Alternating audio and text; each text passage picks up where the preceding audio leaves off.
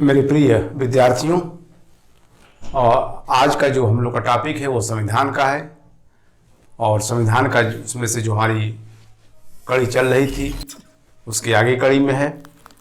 विशेषकर जो एग्ज़ाम है यूपीएसआई के, जीडी के एग्ज़ाम हैं और अन्य जो एग्ज़ाम हो रहे हैं उसके लिए बहुत लाभदायक होगा। तो आइए हम लोग चलते हैं संविधान के तहत ही भारत में निर्वाचन आयोग के बारे में आज हम लोग जानकारी प्राप्त करेंगे। इसको अच्छे से पढ़ेंगे। देखिए, निर्वाचन आयोग अनुच्छेद 324 से 329 तक निर्वाचन संबंधी प्रक्रिया दिया गया है। और ये किसी भी आर्टिकल में कोई चीज़ रहती है तो समझिए कि उसको संवैधानिक दर्जा क्या हुआ है, मिला हुआ है। आपको बता दें कि निर्वाचन आयोग का गठन 25 जनवरी, ध्यान रखिएगा, 25 जनवरी 1950 को किया गया।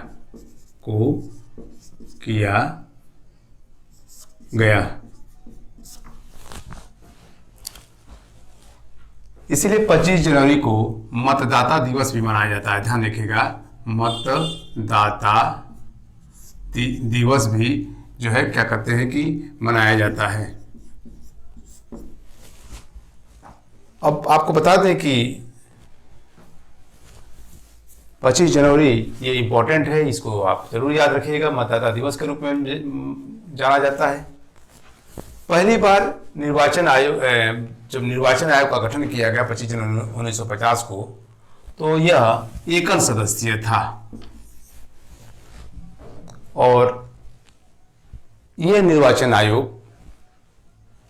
पहली बार अपनी देखरेख में 1952 में चुनाव कराया था। ध्यान रखिएगा, 1951-52 इसको कहिए, क्योंकि लंबा चुनाव चला था। 51 से 52 तक चुनाव कराया था। दरअसल लोकसभा के चुनाव को, राज्यों में विधानसभा के चुनाव को आम चुनाव के नाम से जाना जाता है। और इसके साथ सहायक के रूप में निर्वाचन अधिकारी निर्वाचन आयुक्त नियुक्त किया जाता था। आप कह सकते उप निर्वाचन अधिकारी, कभी सचिव का पद आया। तो कुल सहायक के रूप में था, मतलब उस पद का कोई संवैधानिक महत्व नहीं था और ये चलता रहा। आपको आगे बता दें कि आगे चल करके जो एकल सदस्यीय था अब वो बहु सदस्यीय हो गया। 16 अक्टूबर, ध्यान रखिएगा डेट, 16 अक्टूबर 1989 को जो एकल निर्वाचन आयोग था उसको बहु सदस्यीय कर दिया। 16 अक्टूबर 1989 को निर्वाचन आयोग को बहुसदस्यीय कर दिया गया। ध्यान रखिएगा, बहुसदस्यीय कर दिया गया। अब देखिए, इसके बाद मतलब बहुसदस्यीय का मतलब 1+2 कुल कितने हो गए? 3 लोग हो गए। पहले एक था, अब इसके साथ 2 लोग और जुड़ गए, तो अब इनकी संख्या कितनी हो गई? 3 हो गई। एक साल बाद ही आपको बता दें कि 2 जनवरी को, ध्यान रखिएगा, 2 जनवरी 1990 को इसको पुनः एकल सदस्यीय कर दिया गया। ध्यान रखिएगा, क्या कर दिया गया? एकल सदस्यीय कर दिया गया।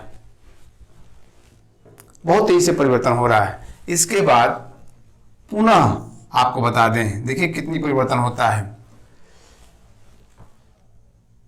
1 अक्टूबर 1993 को, ध्यान रखिएगा, 1 अक्टूबर 1993 को इसको पुनः बहुसदस्यीय कर दिया गया, अर्थात 1+2 अर्थात 3 कर दिए गए। अब देखिए कितने चेंजेस होते हैं। लंबे टाइम तक ये एकल सदस्यीय था। 25 जनवरी 1950 से लेकर के 1989 तक यह एकल सदस्यीय था। तब जाकर के 16 अक्टूबर को ये बहुसदस्यीय होता है। जब तो TN सेशन उसमें मुख्य निर्वाचन आयुक्त थे, ये इसके खिलाफ सुप्रीम कोर्ट में गए। सुप्रीम कोर्ट ने उनकी याचिका को स्वीकार किया और आपको बता दें कि 5 सदस्यीय उस समय मुख्य न्यायाधीश थे इमाम अहमदी, उनकी अध्यक्षता में 5 न्यायाधीशों की पीठ बैठी। ध्यान रखिएगा, 5 न्यायाधीशों की पीठ बैठी थी जब T N Seshan supreme court में गए। टी एन शेषन, क्योंकि इनके अधिकार को कम कर दिया गया, इनको बहुत खराब लगा।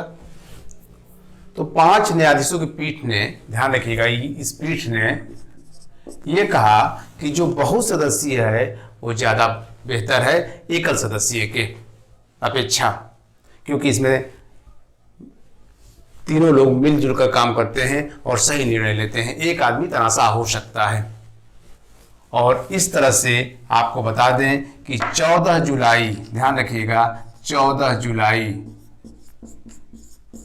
1995 को सुप्रीम कोर्ट के फैसला के तहत यह बहुसदस्यीय क्या रहा, बना रहा। तब से लेकर के, ध्यान रखिएगा, तब से लेकर के ये बहुसदस्यीय ही चला आ रहा है। अब इसके ऊपर पीठ जब बैठेगी, वही इस पीठ के फैसले को क्या कर सकती है, पलट सकती है। अब देखिए, तो इस तरह से यह बहुसदस्यीय काम कर रहा है। और ये भी कहा कि दुर्भावना से जो है परे होकर के मिलजुल के काम करना होगा। आइए चलते हैं हम लोग आगे।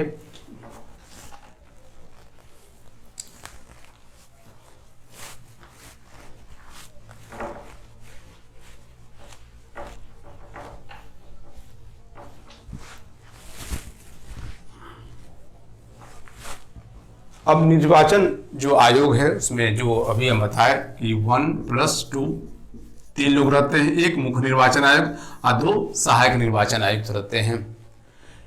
ध्यान रखिएगा, इनकी नियुक्ति राष्ट्रपति के द्वारा की जाती है।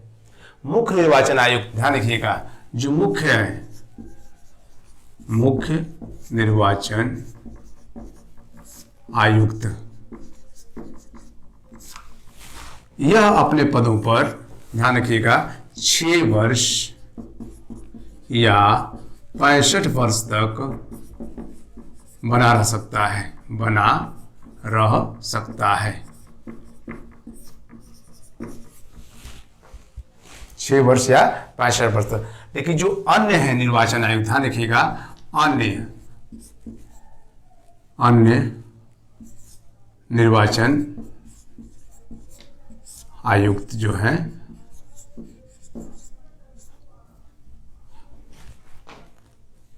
आयुक्त जो है, यह अपने पदों पर 6 वर्ष या 62 वर्ष तक बने रह सकते हैं। ध्यान रखिएगा, इनका क्या है, 6 वर्ष या 65 वर्ष। इसमें 6 वर्ष तो कॉमन है, लेकिन यहाँ पर क्या हो जाएगा आपका 62 वर्ष तक। ध्यान रखिएगा, 62 वर्ष तक बने रह सकते हैं। ये जो निर्वाचन आयुक्त हैं, जो तीनों लोग हैं, ये इस पद पर सिर्फ आईएएस रैंक का अधिकारी ही नियुक्त हो सकता है, आईपीएस रैंक का अधिकारी नियुक्त नहीं हो सकता है। तो इस तरह से निर्वाचन आयुक्त अपना काम करता है। इनको नियुक्त करता है राष्ट्रपति और इनको अभी वेतन भारत की संचित निधि से दिया जाता है। और जो मुख्य निर्वाचन आयुक्त है उसकी हटाने की प्रक्रिया बहुत टफ है। उसी तरह से है जब उसके ऊपर भ्रष्टाचार या कदाचार के आने के आरोप लगे, और उसको उसी रीति से हटाया जाएगा जिस तरह से सर्वोच्च न्यायालय के न्यायाधीशों को हटाया जाता है। लेकिन जो अन्य निर्वाचन आयुक्त है उस पर ध्यान देखिएगा, जो है इसको तो मुख्य निर्वाचन आयुक्त तो हमने कहा एक तरह से महाभियोग प्रक्रिया है, समझ लीजिएगा। महाभियोग का शब्द तो केवल राष्ट्रपति पर ही प्रयोग किया गया, लेकिन वही चूंकि चीजें होती हैं तो उसको हम लोग आम भाषा में महाभियोग शब्द का इस्तेमाल कर देते हैं, ठीक है। तो ये महाभियोग शब्द का इस्तेमाल केवल राष्ट्रपति, लेकिन चीजें वही प्रक्रिया होती है, इसलिए जिसको भी हटाया जाता है वो प्रक्रिया को हम लोग बोलचाल में इसका इस्तेमाल करते हैं। लेकिन जो अन्य निर्वाचन आयुक्त हैं उनको इस रीति से नहीं हटाया जाता है। मुख्य निर्वाचन आयुक्त के सिफारिश के आधार पर ही राष्ट्रपति द्वारा उनको हटा दिया जाता है। यही ध्यान रखिएगा, बारीक अंतर है। अब देखिए, तो इस जब भी नियुक्त हो जाता है तो इसके कोई भी सुविधाओं में आप कमी नहीं कर सकते हैं। अब देखिए निर्वाचन आयोग का कार्य क्या है, उसकी शक्तियां क्या है, ये सबसे इंपॉर्टेंट है कि उसके कार्य और शक्तियां क्या क्या हैं। तो आपको बता दें कि जनप्रतिनिधि अधिनियम, ध्यान रखिएगा, प्रतिनिधित्व अधिनियम 1951, ध्यान रखिएगा 1951 धारा 14 के तहत चुनाव की अधिसूचना राष्ट्रपति के माध्यम से निर्वाचन आयोग क्या करता है, जारी करता है। ध्यान रखिएगा किसके तहत, जन प्रतिनिधित्व अधिनियम 1951 की धारा 14 के तहत चुनाव की अधिसूचना, ध्यान रखिएगा, चुनाव की अधिसूचना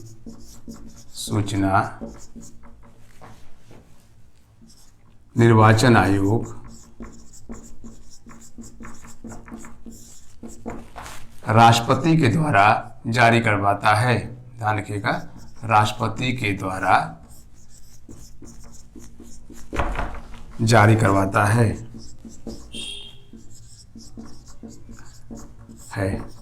जैसे ही अधिसूचना जारी होता है तुरंत ही चुनाव आचार संहिता निर्वाचन आयोग क्या करता है, लागू कर देता है। अब देखिए इतनी बातें आपको क्लियर हो गई होंगी, सारी चीजों को एक बार समझ लेने से फिर कोई चीज दिक्कत नहीं होता है। अब देखिए आगे हम इसकी चर्चा करते हैं। जनप्रतिनिधि अधिनियम, इसको नोट कर लीजिएगा, कभी कभी क्वेश्चन को इसी तरह से टफ करता है, विशेषकर यूपीएसआई में जो बड़ी परीक्षा होती है वो उसी हिसाब से क्वेश्चन पूछा जाता है, छोटी परीक्षा होती है उसको इस हिसाब से क्वेश्चन पूछा जाता है कि लड़का उस पद कितनी उसकी पकड़ है। अब देखिए अब निर्वाचन आयोग के कार्य और शक्तियां क्या हैं, ध्यान रखिएगा, निर्वाचन आयोग का कार्य एवं शक्तियां क्या है।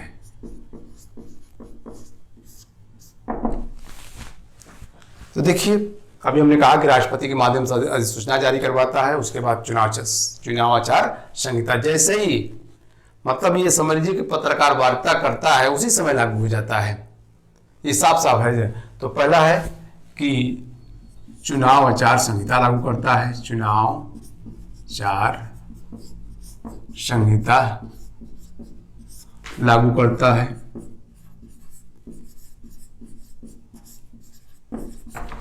अब सारे सिस्टम जैसे ही चुनाव आचार संहिता लागू करता है सारा सिस्टम निर्वाचन आयोग के अंडर में आ जाता है, सारा देख रेख इसी के अंडर में आ जाता है। और आपको ये बता दें कि जो जिले का अधिकारी होता है, जिले का जो डीएम होता है जिसे हम जिला अधिकारी कहते हैं, यही डीएम डिस्ट्रिक्ट मजिस्ट्रेट ये जिला निर्वाचन अधिकारी हो जाता है। ध्यान रखिएगा, जिला निर्वाचन अधिकारी। अगर क्वेश्चन आए कि जिले का निर्वाचन अधिकारी कौन बनता है तो जिले का निर्वाचन अधिकारी डीएम ही बन जाता है उतने दिन तक जितने दिन तक चुनाव होना है। तो ध्यान रखिएगा यही रहता है, पूरा देख रहे। और ये किसके संपर्क में रहता है, निर्वाचन आयोग के संपर्क में होता है। अपने मन से कोई भी निर्णय नहीं लेता है, जैसा जैसा दिशा निर्देश जारी करता है वो ऐसे वैसे ये कार्य करता है। तो ये दूसरी चीजें हो गई। मतदाता सूचियों में नाम डलवाता है, ध्यान रखिएगा, मतदाता सूचियों में नाम डलवाता है। विशेषकर जो जिनकी उम्र 18 वर्ष पूरी हो गई है तो नए वोटर को डलवाते हैं, जिनका यहाँ से नाम कट गया है उसको संशोधन कराता है समय समय पर। विशेषकर चुनाव पहले, चुनाव से 3-4 महीने पहले ये प्रक्रिया बहुत तेजी से शुरू होती है ताकि नया जो वोटर आए वह वोट देने से वंचित न रहने पाए, क्योंकि अगर वो वंचित हो जाता है तो फिर उसको मौका मिलेगा 5 साल बाद। तो इसलिए चाहता है कि नए वोटर इसमें आए। ठीक है, तीसरा है आपका मतदाता सूचियों में नाम डलवाता है, ठीक है। पहचान पत्र बनवाता है, पहचान पत्र बनवाता है, वोटर आईडी बनवाता है, इसी का काम रहता है। चुनाव करवाता है, चुनाव करवाता है किसका किसका, ध्यान रखिएगा किसका किसका करवाता है भाई, तो राष्ट्रपति का, उपराष्ट्रपति का, ध्यान रखिएगा उपराष्ट्रपति का, लोकसभा का, राज्यसभा का, विधानसभा का, ये सारा जो है चुनाव यही करवाता है। ध्यान रखिए राज्यों में जो चुनाव होते हैं पंचायत का या नगर पालिका परिषद का, वो उसका जरूर इसका चुनाव ये नहीं करवाता है, वो राज्य का निर्वाचन अधिकारी ही कराता है, ठीक है।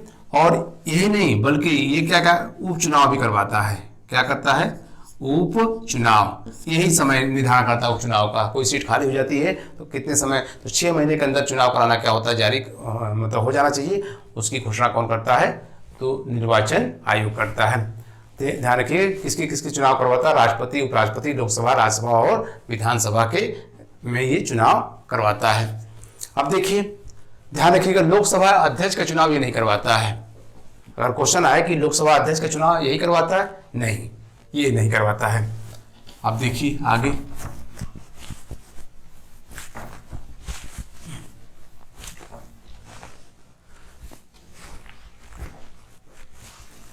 ठीक है, परिसीमन आयोग का गठन करवाता है, परिसीमन, ध्यान रखिएगा परिसीमन आयोग,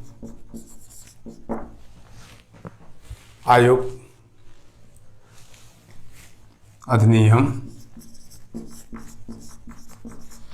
1952 के तहत परिसीमन आयोग का गठन होता है।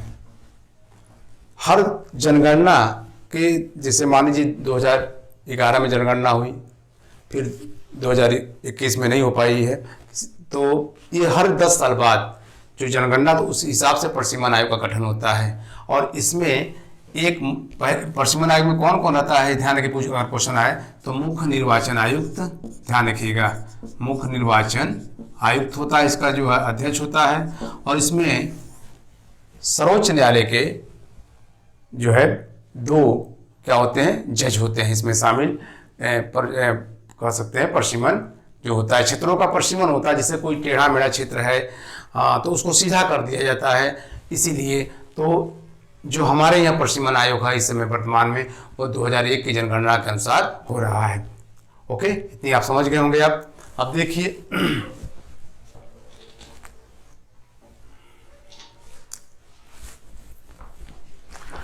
अब राजनीतिक दलों को पंजीकरण करता है, ध्यान रखिएगा राजनीतिक दलों का पंजीकरण, ध्यान रखिएगा पंजीकरण। जो पंजीकरण होता है वह 1951 की धारा 29 के तहत होती है, ध्यान रखिएगा 1951 की धारा 29A में है, ध्यान रखिएगा ये लाइन बहुत इंपॉर्टेंट है। देखिए राजनीतिक दलों का जो पंजीकरण होता है वो किसके तहत होता है, तो 1951 की धारा 29A में है। तो कोई भी आप पार्टी बनाना चाहते हैं तो वो किसी नाम, कोई नाम उसको देंगे उस पार्टी का, उस नाम से आपका पंजीकरण हो जाएगा, ठीक है। अभी आपको राष्ट्रीय स्तर राज्य स्तर का मान्यता नहीं मिलेगा, लेकिन आप मान लीजिए कि एक राजनीतिक पार्टी है, ठीक है। और उस ये जो नियम कानून है उसको आप क्या करेंगे, पालन करेंगे। तो ये बहुत इंपॉर्टेंट है राजनीतिक दलों का पंजीकरण।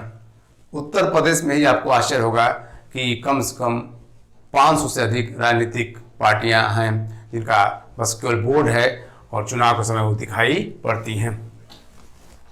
अब देखिए आगे चलते हैं।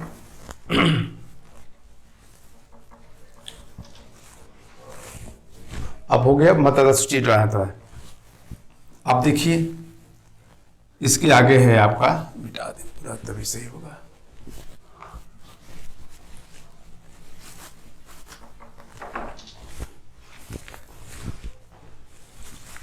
चुनाव कितने चरणों में कराया जाएगा ये भी निर्धारण करता है, ध्यान रखिएगा चुनाव कितने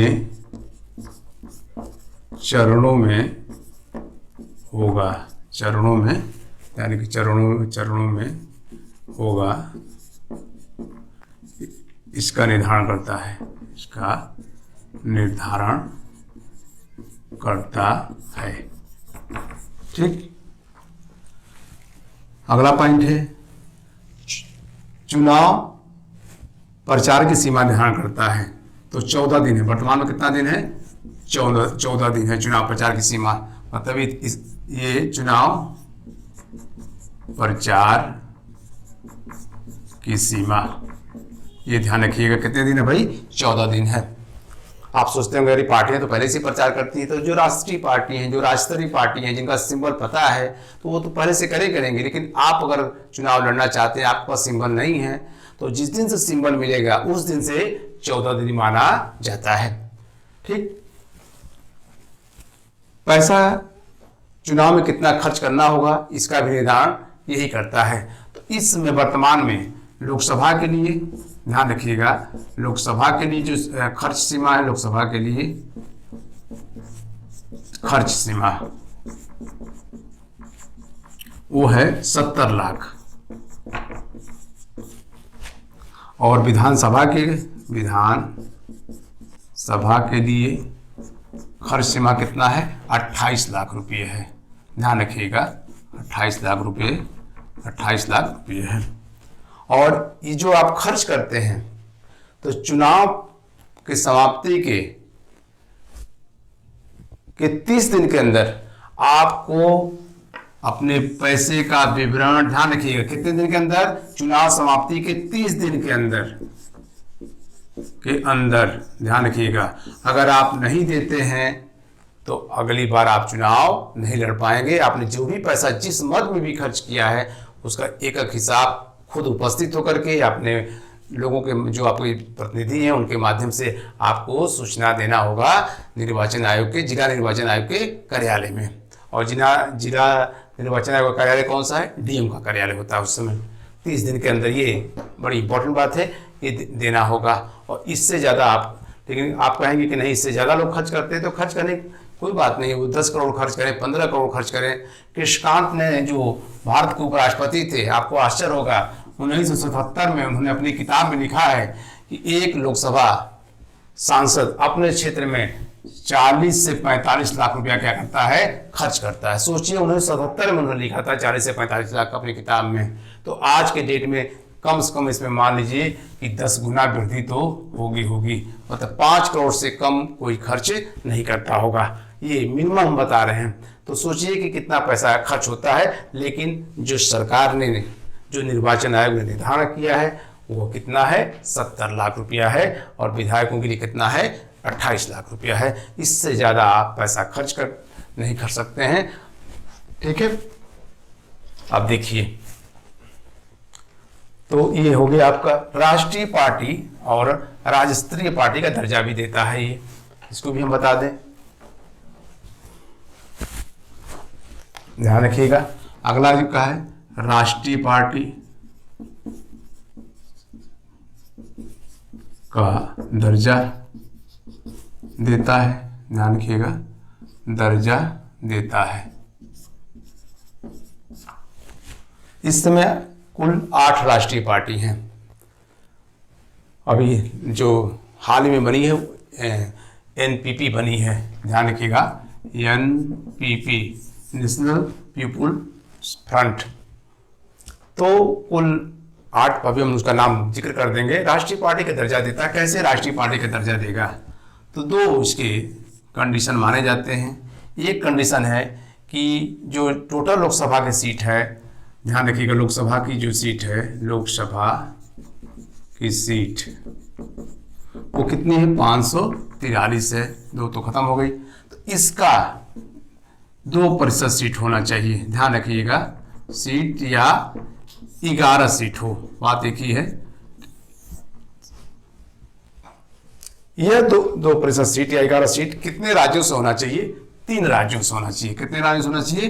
3 राज्यों से होना चाहिए। आप एक ही जगह 25 सीट जीत लीजिए। यूपी में मान लीजिए 80 सीट है, कोई 40 सीट जीत लिया, जिसे समाजवादी पार्टी ने 40 सीट जीता था, लेकिन उसको राष्ट्र दर्जा नहीं प्राप्त हुआ, क्योंकि वो जो 40 सीटें थीं वह केवल यूपी से थीं।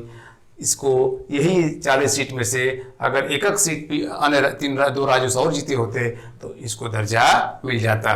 तो ध्यान रखिएगा, ये 3 राज्यों से होना चाहिए ये कंडीशन। दूसरा क्या है कंडीशन, ठीक है, 6% वोट, ध्यान रखिएगा 6% वोट, जो टोटल वोट जो पड़ा है लोकसभा का चाहे विधानसभा का, उसको मिलना चाहिए। और ये कितना होना चाहिए, 4 राज्यों से, ध्यान रखिएगा 4 राज्यों से, या 4 राज्यों में वह क्या हो, राज्य स्तरीय पार्टी हो। 4 राज्यों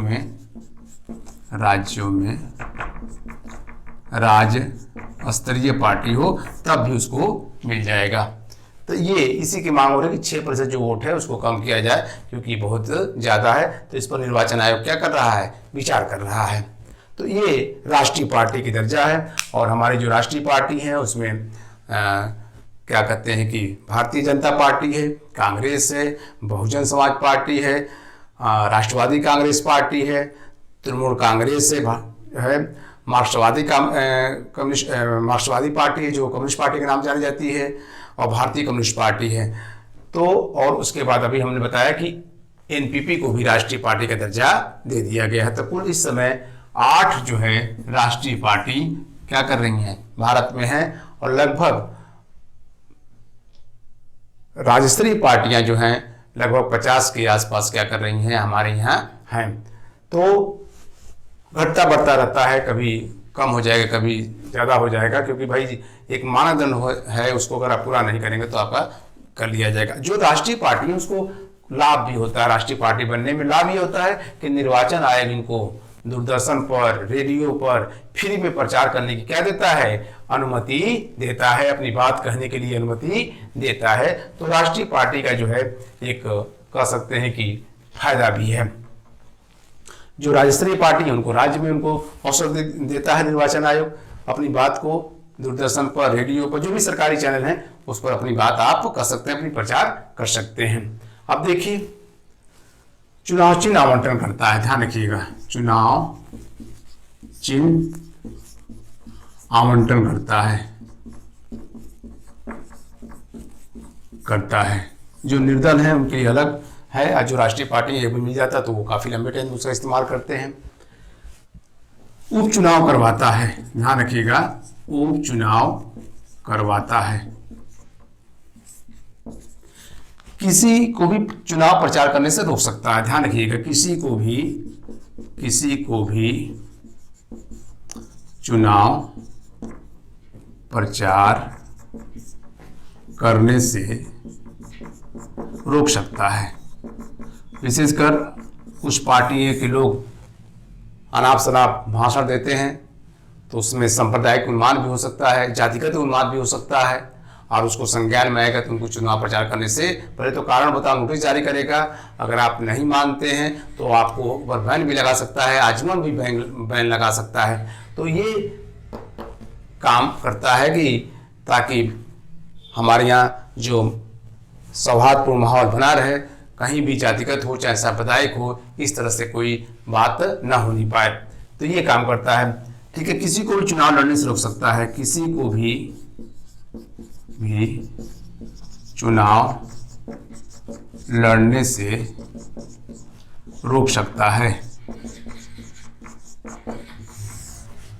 ध्यान रखिएगा। तो ये निर्वाचन आयोग का कार्य है। दूसरी चीज़ आपको बता दें कि अगर 2 साल आपकी सज़ा पूरी हो गई है और कह सकते हैं कि सुप्रीम कोर्ट द्वारा सजा याफ्ता हो गए हैं तो आप भी चुनाव नहीं लड़ पाएंगे। ये काम ये करता है। अब देखिए चुनाव की प्रचार की समाप्ति की घोषणा करता है मतदान से 48 घंटे पूर्व, ध्यान रखिएगा 48 घंटे पूर्व ये चुनाव समाप्ति की घोषणा भी करता है। कौन? निर्वाचन आयोग करता है। ठीक है, और किसी को भी चुनाव प्रचार के दौरान अगर कोई अधिकारी निष्पक्ष काम नहीं कर रहा है तो उसको हटाने का आदेश भी करता है और अपने जेब में अधिकारी लेके चलता है, अन्य अधिकारियों को कहता है इसी में से किसी को आप क्या करिए, नियुक्त कर दीजिए। पिछले लोकसभा के चुनाव में बंगाल के एक प्रसंग बताया, ममता बनर्जी ने एक डीएम को हटाने के लिए निर्वाचन आयोग ने कहा था, लेकिन उन्होंने हटाया नहीं। तो निर्वाचन आयोग ने कहा कि मैं राष्ट्रपति से गुहार करने के लिए जा रहा हूं कि मुझे बंगाल में चुनाव कराना है और सरकार को बर्खास्त किया जाए शेष दिनों के लिए। जैसे ही उनको पता चला तुरंत उन्होंने डीएम को क्या किया, हटा दिया, ट्वीट करके बता दिया कि मैंने हटा दिया है। तो इतना पावर होता है सरकारी, जो भी अब जैसे चुनाव आचार संहिता लगता है, आपको बता दें कोई भी सरकारी खंभा हो या सरकारी दीवार हो, सरकारी बिल्डिंग हो, आप वहाँ पर झंडा बैनर नहीं लगा सकते हैं बिना निर्वाचन आयोग की अनुमति से। कोई होर्डिंग नहीं लग सकते हैं, कोई बैनर नहीं लगा सकते हैं बिना निर्वाचन आयोग की अनुमति से। यहाँ तक कि गाड़ियाँ भी सीमित होती हैं, उतने ही गाड़ियों पर अपना सिंबल आप लगा सकते हैं, उससे अधिक गाड़ियों पर सिंबल नहीं लगा सकते हैं।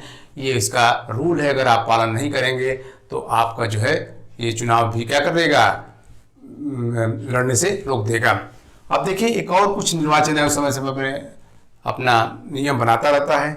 अगर मान लीजिए कहीं चुनाव होता है और निर्दल प्रत्याशी का डेथ हो जाती है तो चुनाव समाप्त नहीं होगा, ध्यान रखिएगा।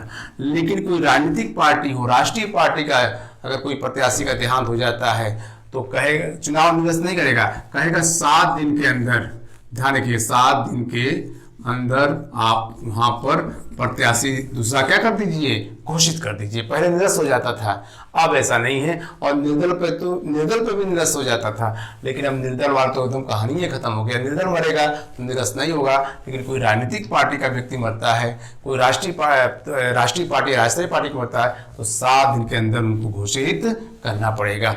अभी देखिए समय समय से निर्वाचन आयोग अपना चीजें बदलता रहता है और किसी क्षेत्र में 3 से अधिक अपराधी, बड़े अपराधी अगर चुनाव लड़ रहे हैं तो उस एरिया को रेड अलर्ट एरिया के नाम से जाना, मतलब सरकार जो महकमा है वो अलर्ट रहे, कोई घटना ना हो। तो 3 से अधिक, ध्यान रखिएगा, किसी क्षेत्र में 3 से अधिक वो अपराधी लड़ रहे हैं, दुर्दांत अपराधी लड़ रहे हैं, तो इस एरिया को ध्यान रखिएगा रेड अलर्ट एरिया के नाम से जाना जाता है। ये ध्यान रखिएगा। ये अब देखिए, तो इस तरह से निर्वाचन आयोग जो है बहुत कॉन्शियस रहता है, विशेषकर media, print media, electronic media, कि वो लोग भी अपना बखूबी जो ऐसा न लिखें कि किसी का फेवर हो, ये भी न लगे किसी का भाई बारे में निगेटिव बात लिखें, न किसी के बारे में पॉजिटिव, बैलेंस करके लिखें। ये बार बार गुहार करता है। और एक है जो है, इसीलिए जो विज्ञापन आता है उस पर जोर देता है कि विज्ञापन को एक आकार दिया जाए, उसको एक ऐसे करके दिया जाए ताकि ये ना हो, क्योंकि एक न्यूज निकलता है जिसे हम कहते हैं पेड न्यूज, ध्यान रखिएगा, पेड न्यूज, पैसा दे करके पैसा निकलवाना। तो पैसा दे करके जो निकलवाया जाता है तो वो बड़ा खतरनाक होता है, उसमें पता नहीं चलता है और जो मतदाता तो भ्रमित हो जाता है और उसमें छोटा सा विज्ञापन ऐसे लिख देते कि ये विज्ञापन है, बहुत पता भी नहीं चलता है। तो इसे कहते हैं पेड न्यूज और इसका दुरुपयोग हो रहा है। निश्चित है कि पहली बार डीपी यादव की एक पत्नी थी जो इसी तरह से चुनाव जीत गई थी, उस पर सुप्रीम कोर्ट ने फैसला दिया कि उन्होंने जितना भी उस समय के पेपर आए थे उसमें उन्होंने विज्ञापन को दिया था, लेकिन वो विज्ञापन का रूप नहीं ले पाया, बहुत छोटा सा लिखा गया था और वो चुनाव जीत गई थी। तो ये पहली घटना थी भारत के इतिहास में जब इस तरह से कोई प्रतिनिधि क्या हुआ था, जीता था। एमपी में बीजेपी का भी एक मंत्री थे, इसी तरह चुनाव जीते थे, उनका भी क्या हुआ, निरस्त हुआ।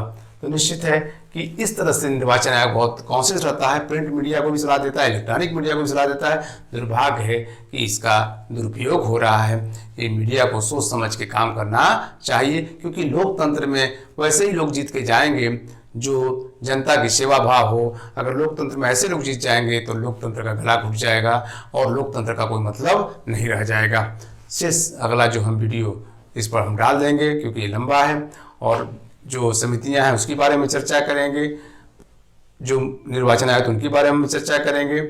और हम यही आशा करेंगे कि इस दौरान आपके कई जो वीडियो डाल दे रहे हैं एग्जाम की दृष्टि से आपका महत्वपूर्ण होगा, जिससे संविधान संशोधन है, उसके बारे में भी हम एक वीडियो में कोशिश करेंगे, उसको ख़त्म करेंगे कि उससे एक आध क्वेश्चन जरूर रहता है।